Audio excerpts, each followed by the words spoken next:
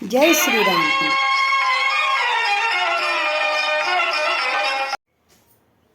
జై శ్రీరామ్. ఝాన్సీ ఆధ్యాత్మిక ముచ్చట్లకి అందరికీ స్వాగతం, సుస్వాగతం. మనం ఈ యోగ వాసిష్ఠ రామాయణ ధారావాహికలో ఇప్పుడు ఉత్పత్తి ప్రకరణలో 4వ అధ్యాయంలో ఉన్నటువంటి 5వ వ్యాఖ్యానాన్ని చదువుకుంటున్నాం. ఇంతకుముందు వశిష్ఠ మహర్షి రామచంద్రమూర్తికి చెప్పినటువంటి లీలోపాఖ్యానము, పురాతన ఇతిహాసమైనటువంటి కర్కటోపాఖ్యానం విన్నాం. ఇప్పుడు 5వ ఉపాఖ్యానాన్ని చెప్తున్నారు రామచంద్రమూర్తి. నిజంగా మహానుభావులు వశిష్ఠ మహర్షి చెబుతున్నప్పుడు ఆ దశరథ మహారాజు యొక్క ఆస్థానం ఎలా ఉందో ఇంకొకసారి గుర్తు తెచ్చుకోండి. ఆకాశం అంతా కూడా దేవ గంధర్వ కిన్నెర కింపురుషారులందరూ కూడా అలా చూస్తున్నారండి. ఆయన ఏం చెప్తారో వశిష్ఠ మహర్షి, జ్ఞానవంతమైన కథలు వినాలి అని.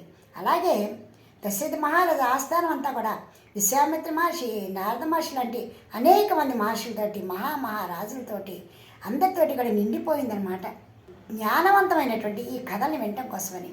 అదేవిధంగా రామచంద్రమూర్తి కూడా ఇంకా ఏం చెబుతారా అని ఎదురు చూస్తారు. నాయన రామ, ఈ జగత్తు ఎంతో మనోహరంగా కనిపిస్తున్నా ఇదంతా కూడా మనస్సంకల్పమే. ఇందులో ఇసుమంతైనా కూడా సంశయం లేదు. ఈ విషయాన్ని నీ సంశయ నివారణార్థం నీకు మనోహరమైన కథ చెప్తాను. నేను కూడా ఒకప్పుడు నా తండ్రి అయిన బ్రహ్మగారి ద్వారా ఈ కథ విన్నాను. ఒకప్పుడు నా తండ్రి అయినటువంటి బ్రహ్మదేవుడు ఏకాగ్రత మనస్కులై ధ్యానం చేసుకుంటూ ఉన్న సమయంలో నేను వెళ్ళి ఆయన వద్ద కూర్చుని ఆయన ధ్యానం నుంచి బయటికి రాగానే ఆయన చుట్టూ ఉన్నటువంటి ఈ వింతైనటువంటి అద్భుతమైన మనోహరమైనటువంటి సృష్టిని చూసి నీలాగే నాకు మనసులో సంశయం వచ్చి, తండ్రి గారు, ఈ అందమైనటువంటి ఈ సృష్టి సమూహాన్ని ఎవరు సృష్టిస్తున్నారు? ఎవరి చేత సృష్టింపబడుతుందయ్యా? ఎట్లా ఏర్పడుతుంది? నాకు అర్థం కావట్లేదు అంటూ విస్మయంగా అడిగాను. అందుకు మా తండ్రి గారు నన్ను చూసి చాలా ఆనందపడుతూ, ఎంతటి చక్కటి జ్ఞానవంతమైన ప్రశ్నే వేశావు నాయన అంటూ, సర్వం హి మన ఏవేదమిత్తం స్ఫురతి భూతిమత్ జలం జలాశయస్పారై విచిత్ర చిత్రైశ్చక్రకైరివ. ఇందులో నువ్వు ఆశ్చర్యపోవాల్సిన ఏమీ లేదయ్యా, అంతా కూడా మనకల్పితమే. అదేలాగంటావా? జలాశయాలను చూడు, ప్రవహిస్తున్నటువంటి జలాశయాలను చూడు. అవి వాయు ప్రేరణతో సుడులు తిరుక్కుంటూ గుండ్రాలుగా తిరుగుతూ ప్రవాహంతో వెళ్ళిపోతూనే ఉంటాయి. అదేవిధంగా మనస్సులో కలిగేటువంటి సంకల్పాలు, ఆలోచనల వల్లే ఈ సృష్టి జరుగుతూ ఉంటుంది. ఇందులో ఇసుమంతైనా కూడా అబద్ధము లేదు అంటూ ఆయన ఒక్క సెకండ్లో మనస్సు, సృష్టి అంతా కూడా వాటి గురించినటువంటి వింత విషయాన్ని నాకు చెప్పారు. తర్వాత ఆయన చెబుతూనే, నాయన వశిష్ఠ, ఇది కూడా నేను అనుభవపూర్వకంగా నీకు చెప్తున్నాను. ఎలాగో తెలుసా, ఒకప్పుడు నేను అద్వితీయుడనైనటువంటి నేను ఈ కల్పాంతమందు విశ్రాంతి తీసుకునేటువంటి నెపంతో ఈ జగత్ సంహారం అంతా కావించి ఏకాగ్ర చిత్తున్నై స్వప్న చిత్తున్నయ్యాను. నేను ఆ స్వప్నావస్థలో ఉండగా నాకు నా మనోనేత్రానికి అద్భుతమైనటువంటి వినీలాకాశం కనిపించింది. ఆ వినీలాకాశం ఎలా ఉందో తెలుసా, అనేకమైనటువంటి బ్రహ్మాండాలతో కూడి ఉంది. అనేక సూర్యులు. నాకు ఆశ్చర్యం వేసింది. నేను కల్పాంతం చేసి నిద్రపోయి ఉన్నాను కదా, మరి సృష్టి చేసింది ఎవరు? ఈ బ్రహ్మాండమైనటువంటి లోకాలు ఎక్కడి నుంచి వచ్చాయి? ఈ సూర్యులు ఎక్కడి నుంచి వచ్చారు? ఇది అంతా ఏమిటబ్బా, ఇంత వింతగా ఉంది కానీ మనోహరంగా ఉంది అని ఆశ్చర్యపోతూ నేను కొంచెంసేపు అలాగే ఉండిపోయాను. నేను ఆ దిగ్భ్రాంతి నుంచి బయటకు వచ్చిన తర్వాత తేరిపారి చూస్తే చుట్టూ అనేక మంది సూర్యులు కనిపిస్తున్నారు. నింపాదిగా ఒక సూర్య భగవాను దగ్గరికి పిలిచి, మహానుభావ, మీరెవరు? ఈ సృష్టి అంతా ఏమిటి? ఎలా జరుగుతోంది? ఎవరు చేస్తున్నారు? ఎక్కడి నుంచి వచ్చింది? నాకు ఏమీ అర్థం కావటం లేదు అంటూ నేను నా సంశయాన్ని ఆ ఆ సూర్యుడి దగ్గర ప్రస్తావించాను. అప్పుడు ఆ పిల్లవాడు నా వరకు వచ్చి నా దగ్గరికి వచ్చి ఆ కుర్రవాడు, మహానుభావ, నన్ను సూర్యుడు అంటారు. ఓ బ్రహ్మదేవ, మీరు చూస్తున్నదంతా కూడా నిజమే. అనేక బ్రహ్మాండాలు, అనేక సూర్యులు ఉన్నటువంటి నగరమే. అయితే ఇది మరీచాది మహర్షులందరూ కూడా ప్రజల నివాసార్థం దీన్ని చేశారు. ఇది ఎక్కడుందో తెలుసా? జంబూద్వీపములో ఒకానొక మూల కైలాస పర్వతము క్రింద ఉన్నటువంటి మహాసుఖప్రదమైనటువంటిది, సుందరమైనటువంటి ప్రదేశము. ఇట్టి ప్రదేశాన్ని ఈ జనుల యొక్క నివాస స్థానంగా మరీచాది మహర్షుల చేత సృష్టించబడినది.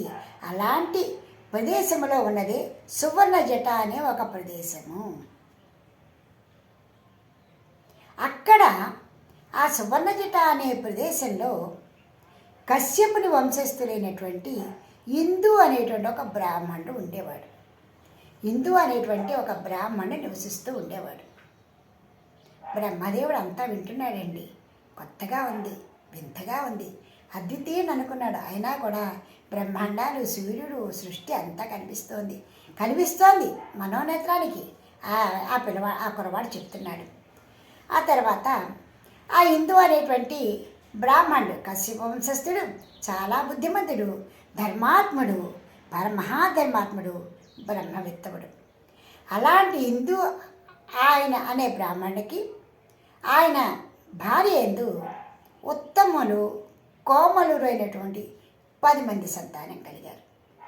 వారు కూడా చాలా బుద్ధిమంతులు. సరే, అంతా బాగానే ఉంది. కొంతకాలం గడిచిపోయింది. మరి ఎంత గొప్ప జ్ఞానవంతమైనా కూడా ఆ యముడికి దాసోహం అనవలసిందే కదా. కాలం తీరింది. ఈ భార్యాభర్తలు ఇద్దరు కూడా కాలధర్మం చెందారు. ఎప్పుడైతే భార్యాభర్తలు ఇద్దరు కాలధర్మం చెందారో ఈ 10 మంది పిల్లలు కూడా అనాథలైపోయారు. బంధువులంటూ ఎవరు లేరు. చిన్నపిల్లలు ఏం చేయాలో తోచట్లేదు. విపరీతమైన దుఃఖానికి లోనయ్యారు. ఇంకా ఆ దుఃఖంలో ఆ తల్లి తండ్రి తిరిగినటువంటి వాళ్ళందరూ ఆడుకునేటువంటి ఆ ప్రదేశంలో ఉండలేక పదే పదే తల్లి తండ్రి గుర్తు వస్తుంటాయి. ఇది కాదు, మన బాధకి, మన దుఃఖానికి ఒక పరిష్కారాన్ని వెతుక్కోవాలి అనుకుంటూ వాళ్ళు 10 మంది కూడా నింపాదిగా ఉన్న ప్రదేశాన్ని వీడి కైలాస పర్వత శిఖరం మీద ప్రయాణం చేయడం మొదలుపెట్టారు. కైలాసగిరి పర్వత శిఖరాన్ని ఎక్కారు. అక్కడికి వెళ్ళి ఏం ఆలోచించాలో తెలిసాను.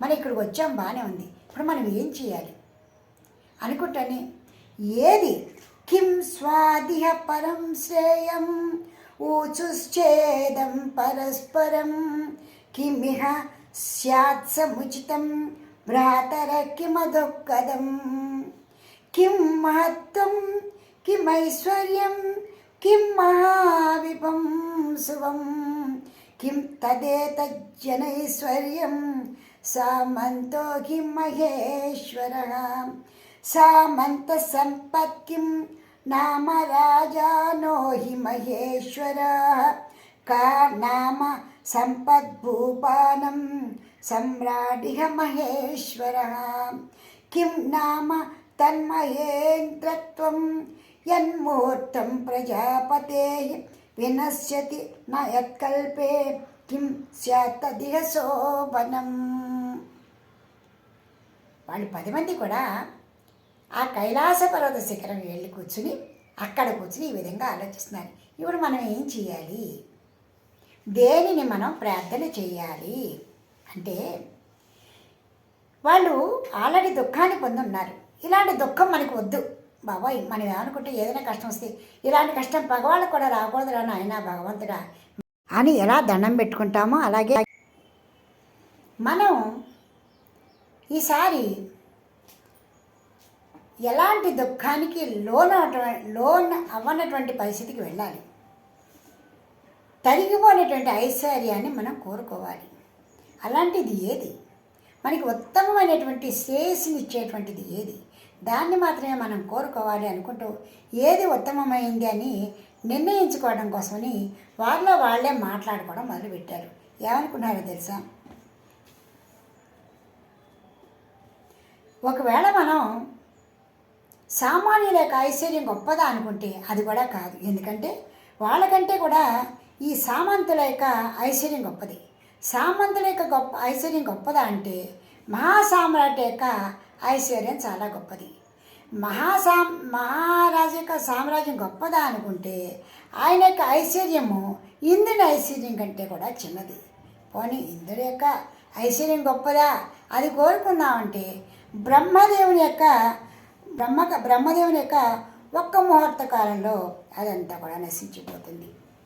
ఏదైనా కూడా ఒక ఐశ్వర్యమైన ఒక సుఖమైనా కూడా అన్నీ కూడా ఎప్పుడో ఒకప్పుడు నశించిపోయేటువంటివే.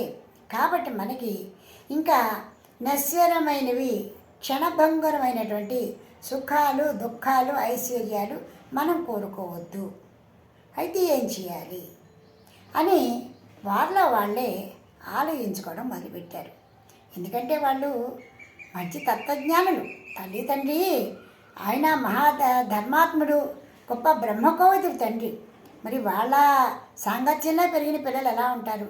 అలాంటి బ్రహ్మజ్ఞానం ఎలాంటి బ్రహ్మజ్ఞానాన్ని మనం పొందాలా, ఎలాంటి శాశ్వతమైనటువంటి ఐశ్వర్యాన్ని పొందాలా అని వాళ్ళు ఒకరితో ఒకరు మాట్లాడుకుంటూ ఉన్నారు. ఆ 10 మంది కూడా. అలాంటి సమయంలోని వాళ్ళలో పెద్దవాడైనటువంటి పెద్దన్నగారు ఐశ్వర్యాణం హి సర్వేషామాకల్పం న వినాశయత్ రోచతే భ్రాతరస్తన్మే బ్రహ్మత్తమేనేతరత్. ఓ సోదరులారా, నాకు ఒక ఆలోచన వచ్చింది. ఆలోచిస్తుంటే శాశ్వతమైనటువంటిది కేవలము బ్రహ్మత్వమే. ఆ బ్రహ్మత్వము బ్రహ్మ ప్రళయాంతమందు కూడా పోదు, నశించిపోదు. కాబట్టి అటువంటి బ్రహ్మత్వాన్ని మనం అందరం పొందడానికి మనం శాయశక్తిలా ప్రయత్నం చేద్దాము, తపస్సు చేసుకుందాము అంటూ ఆయన అనటం జరిగింది. అంతకంటే మనకు అన్యం ఏది కూడా కోరవద్దు అనేటువంటి మాట ఆయన చెప్పాడు. అప్పుడు ఆ బ్రహ్మత్వ పదవిని పొందటానికై మనందరం కూడా పద్మాసనం వేసుకుని, ఓ సోదరులారా, దేనికోసం మనం ప్రాగలాడినా కూడా అంతా నశించిపోయేదే. కాబట్టి అవి ఏమీ వద్దు మనకి. అసలు నశించనిది, ప్రళయాంతమందు కూడా నశించినటువంటి బ్రహ్మత్వాన్ని పొందుతాము. అయితే ఈ బ్రహ్మత్వాన్ని మనం ఎలా పొందాలి అంటే మనము సుఖాసీనమై అంటే పద్మాసీనమై మనం ఈ విధంగా చింత చేద్దాము. నేను పద్మాసనంపై ఉన్నాను, నేనే బ్రహ్మను, నా శక్తిచే ఈ బ్రహ్మాండం అంతా కూడా సృష్టిస్తున్నాను, లయం చేస్తున్నాను అంటూ భావిస్తూ మన మనసుని ఏకాగ్రత దృష్టితో ఆత్మ గురించి జ్ఞానాన్ని తపస్సు చేద్దాము అంటూ ఆ పెద్దవాడు అన్నాడు. ఇదే మాట కర్కటి కూడా తాను నాకు ఎవరి గురించి నేను ప్రార్థన చేయను, నా మనసులో ఉన్నటువంటి ఆ దేవదేవుని ప్రార్థన చేస్తాను అంటే ప్రార్థన చేసిందండి ఆవిడ.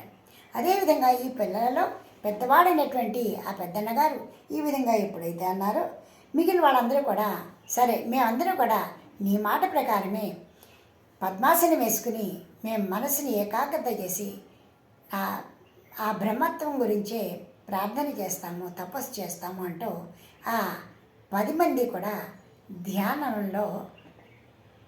స్థితికి వెళ్ళిపోయారు. వచ్చే సంచికలో ఆ 10 మంది కూడా వాళ్ళ సాధన ఫలింపబడిందా లేదా, బ్రహ్మదేవుడు ఇంకేమైనా చేశాడా లేదా, ఇవన్నీ కూడా వచ్చే సంచికలో వశిష్ఠ మహర్షి మనకు చెప్తారు. మనం విందాం.